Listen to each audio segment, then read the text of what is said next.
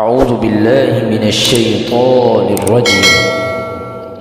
مثل الذين ينفقون أموالهم في سبيل الله كمثل حبة أنبتت 7 سنابل في كل سنبلة 100 حبة والله يضاعف لمن يشاء والله واسع عليم. الذين ينفقون أموالهم في سبيل الله ثم لا يتبعون ما أنفقوا منا ولا أذى لهم أجرهم عند ربهم ولا خوف عليهم ولا هم يحزنون. قول معروف ومغفرة خير من صدقة يتبعها أذى والله غني حليم. يا أيها الذين آمنوا لا تبطلوا صدقاتكم بالمن والأذى كالذي ينفق ماله رئاء الناس ولا يؤمن بالله واليوم الآخر فمثله كمثل صفوان عليه تراب فأصابه وابل فتركه صلدا لا يقدرون على شيء مما كسبوا والله لا يهدي القوم الكافرين.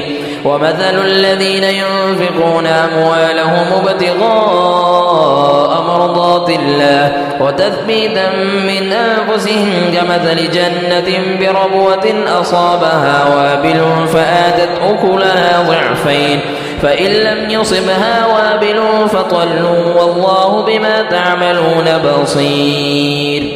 أيود أحدكم أن تكون له جنة من نخيل وأعناب تجري من تحتها الأنهار له فيها من كل الثمرات وأصابه الكبر وله ذرية ضعفاء فأصابها إعصار فيه نار فاحترقت كذلك يبين الله لكم الآيات لعلكم تتفكرون.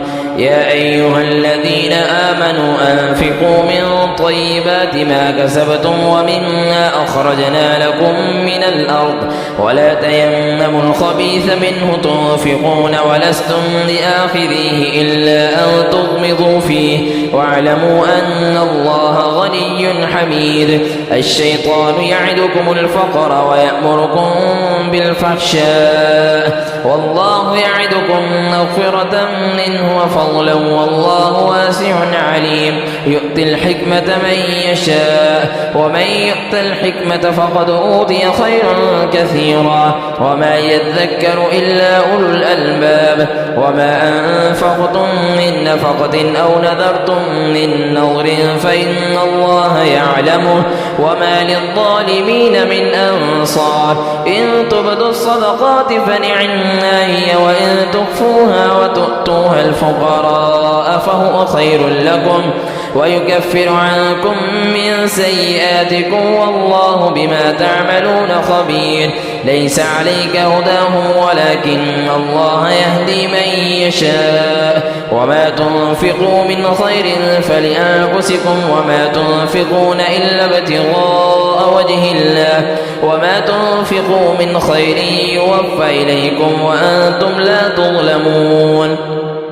للفقراء الذين أحصروا في سبيل الله لا يستطيعون ضربا في الأرض يحسبهم الجاهل أغنياء من التعفف تعرفهم بسيماهم لا يسألون الناس إلحافا وما تنفقوا من خير فإن الله به عليم.